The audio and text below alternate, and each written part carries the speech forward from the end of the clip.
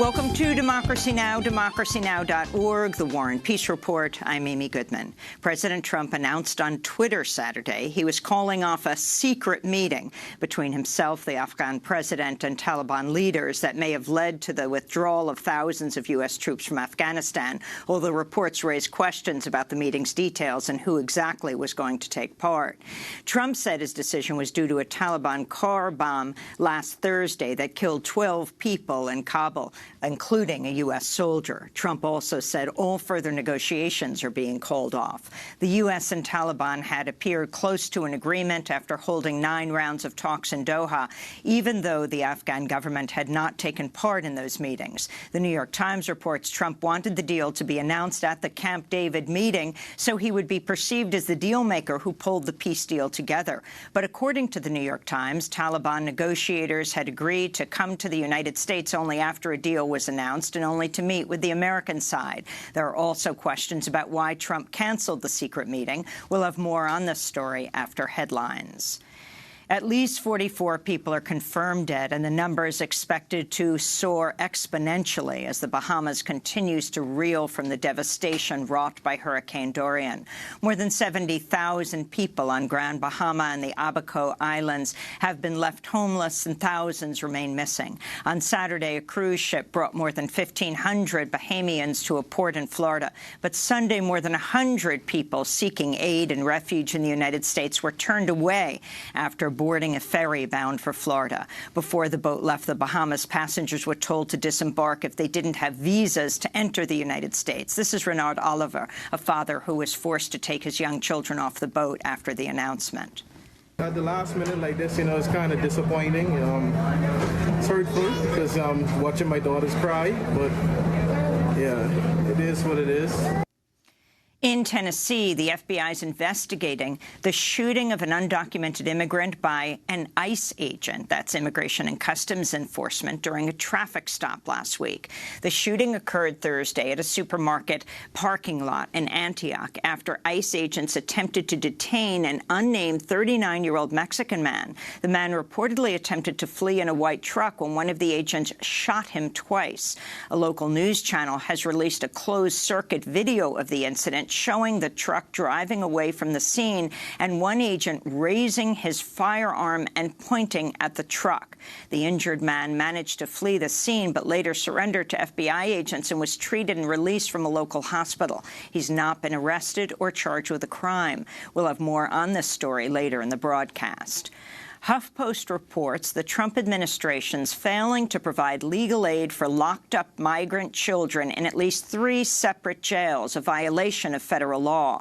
Without the required legal services, migrant children are forced to navigate complicated legal proceedings alone and are more likely to be deported to potentially life-threatening situations.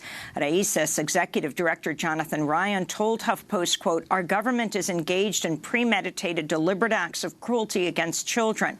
I don't think one has to be a conspiracy theorist to believe that the government is attempting to systematically dismantle every framework of support for any immigrant in the country," he said. Meanwhile, details from a lawsuit filed last month challenging the Trump administration over its termination of the Flores Agreement has highlighted the dire conditions faced by locked-up migrant children. Among the many violations, migrant girls reported being denied sufficient menstrual products and having to keep wearing soiled clothing throughout their periods. In more immigrant rights news, the Associated Press reports an 8.5-month pregnant woman from El Salvador was sent back to Mexico by immigration authorities even after being treated in a U.S. hospital after experiencing contractions. She's one of over 38,000 asylum seekers forced out of the U.S. as part of the highly contested Remain in Mexico policy. Immigration and medical experts say pregnant migrants in Mexico often do not have access to medical care or even sufficient food and clean water. At least 6 pregnant migrants have been sent back to Mexico by U.S. authorities, according to Oregon Senator Jeff Merkley, who's demanding an investigation into the issue. The U.S. Air Force has ordered a review of how international stopovers are chosen following a recent report by Politico pointing to possible emoluments violations linked to military spending and President Trump's Turnberry Resort in Scotland. Politico reported Friday that the House Oversight Committee has been investigating why millions of dollars were spent refueling U.S. military planes at Prestwick Airport near Trump's golf resort in Scotland. Military planes typically refuel at U.S. bases where the price of gas would be cheaper than a commercial airport. U.S. military members have also stayed at the Trump resort and were offered free rounds of golf at Turnberry, according to an earlier report by The Guardian. New York City Congressmember Alexandria Ocasio-Cortez tweeted in response to the news, quote, "The president is corrupt and must be impeached," she said. Meanwhile, as members of Congress return to the Capitol this week after their summer recess, the House Judiciary Committee is expected to vote Wednesday on a resolution to establish guidelines for impeachment proceedings against President Trump. In climate news, scientists say a massive area of the northeastern Pacific Ocean is 5 degrees Fahrenheit hotter than average in a warming event rivaling the so-called blob of 2014. The National Oceanic and Atmospheric Administration, or NOAA, warns it's the second worst marine heat wave observed since the agency first began collecting satellite data in 1981. The warm waters threaten to spawn a massive algae bloom and could decimate fish populations, threatening sea lions and endangered orcas and humpback whales. In Gaza, Palestinians mourn the deaths of 2 Palestinian teenagers shot and killed Friday by Israeli forces during weekly protests along the separation barrier with Israel. At least 70 protesters were wounded, more than half of those by Israeli gunfire, according to Gaza health officials.